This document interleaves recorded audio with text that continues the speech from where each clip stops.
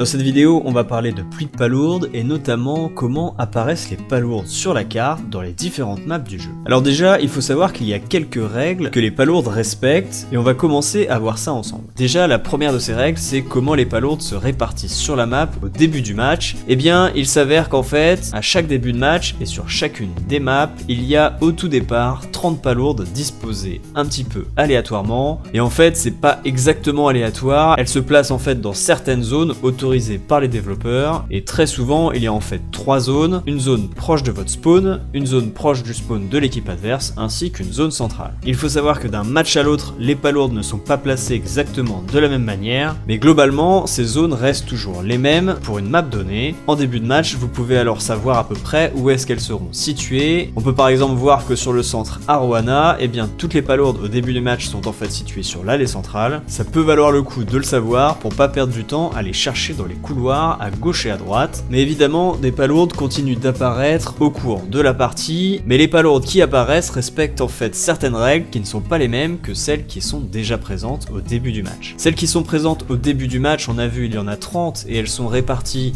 un petit peu une par une aux divers coins de la map. Et bien, celles qui commencent à apparaître une fois le match commencé apparaissent en fait par groupe de 4 à des endroits cette fois-ci bien précis, ça ne marche plus par zone. Et ici du coup, il est intéressant de connaître exactement ces points d'apparition pour savoir justement où les chercher durant votre partie. Pour Centre Arowana à nouveau par exemple, et bien cette fois-ci ces points d'apparition se situent également sur les couloirs extérieurs. Il faudra donc au cours de la partie adapter un petit peu vos zones d'exploration, et on remarque d'ailleurs que très souvent ces points d'apparition sont plutôt situés au centre de la map et assez peu proches des spawns, mais je vais vous montrer tout ça après. Elles apparaissent par groupe de 4 donc, mais il y a une limitation à tout ça, c'est qu'il ne peut pas y avoir en fait plus de 50 palourdes sur le terrain, que ça soit posé sur la map ou bien sur les joueurs. À partir du moment où il y a 50 palourdes sur le terrain, eh bien elles arrêtent d'apparaître, et c'est aussi à cause de cette limitation que parfois ce ne sont pas des groupes de 4 qui apparaissent, mais s'il y a par exemple déjà 48 palourdes sur le terrain, alors le dernier groupe qui apparaîtra sera un groupe de 2 palourdes. Dans ce calcul, les super palourdes ne comptent pas, il peut y avoir autant de super palourdes que vous voulez. Si par exemple les 8 joueurs sur le terrain arrivent à construire une super palourde chacun, et qu'elle ne disparaît pas en la perdant par exemple, eh bien les palourdes continueront à apparaître jusqu'à ce qu'il y en ait 50, et on aura donc sur le terrain 50 palourdes et 8 super palourdes, sachant qu'il est possible de dépasser les 8 super palourdes à partir du moment où les joueurs commencent à jongler avec, c'est-à-dire en poser une pour en reprendre une autre, et faire ça indéfiniment. Alors durant le match, les groupes de 4 palourdes apparaissent toutes les 12 secondes très précisément, mais ce timing est un petit peu changé à partir du moment où vous passez dans les prolongations. Effectivement, une fois que les prolongations sont commencées, c'est toutes les 4 secondes que les groupes de palourdes apparaissent, c'est donc 3 fois plus fréquemment, et c'est sûrement un moyen que les développeurs de Nintendo ont trouvé pour accélérer un petit peu la fin du match, et c'est plutôt intéressant à savoir. Du coup, dans cette deuxième partie de vidéo, je vais vous présenter un petit peu les différentes maps et comment les palourdes apparaissent sur chacune d'entre elles. Je vais aller assez vite et je vous laisserai regarder tout ça en détail en faisant pause sur la vidéo. Et pour les maps qui sortiront à l'avenir dans Splatoon 2, au moment de leur sortie, je vous mettrai un lien dans la description si jamais vous voulez revenir ici et aller voir justement comment apparaissent les palourdes sur ces maps. Sur ces images, je vais vous montrer à peu près où sont les palourdes au début du match, ainsi que tous les points de spawn possibles lorsque le match a commencé. Sur Arowana, on l'a montré, les palourdes au début de match sont sur le couloir central, mais lorsqu'elles apparaissent, elles peuvent également apparaître sur les côtés, sur une zone un petit peu plus resserrée sur le centre.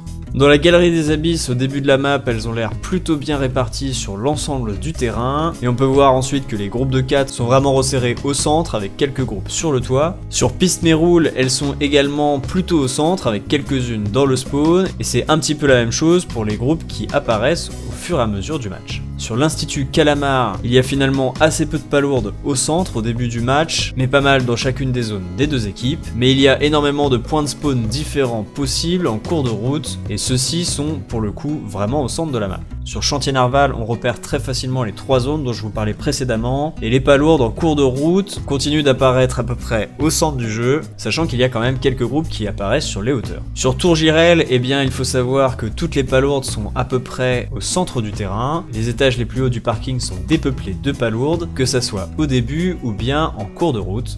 Sur les allées salées, on a un petit peu une diagonale de palourdes au début de match, et ensuite un espèce de cercle avec des points d'apparition qui sont plutôt situés au centre du terrain. Sur Encrepos, c'est sur l'allée centrale que les palourdes se trouvent au début, et puis finalement les points d'apparition suivants se concentrent sur la zone bien centrale. Sur Supermarché Cétacé, que ça soit au début ou bien au cours du match, eh bien les palourdes restent globalement au centre. Sur Skatepark Mako, les palourdes sont initialement globalement en ligne droite, puis les points d'apparition se regroupent également au centre. Sur Canalamar, on a une première ligne droite au début du match, et puis les palourdes explorent ensuite des zones un peu inexplorées. C'est un petit peu la même chose sur Serre-Goémon, elles sont d'abord en ligne droite, puis un petit peu partout sur la map ensuite. Sur Montamaria, au début, elles sont un petit peu dispersées, un peu à droite à gauche, puis à nouveau, elles se regroupent vraiment au centre du terrain. Sur Duck à Duck, c'est assez intéressant de voir qu'elles sont réparties sur les différentes allées centrales au tout début, et qu'elles restent un petit peu dans ces eaux-là pour la suite. Sur Seine-Sirène, on remarque qu'il y en a assez peu sur les côtés au début, puis un petit peu plus ensuite. Et sur Gymnase Ancrage, globalement, tout se situe au centre du terrain, avec quelques palourdes dans chaque spawn au début du match.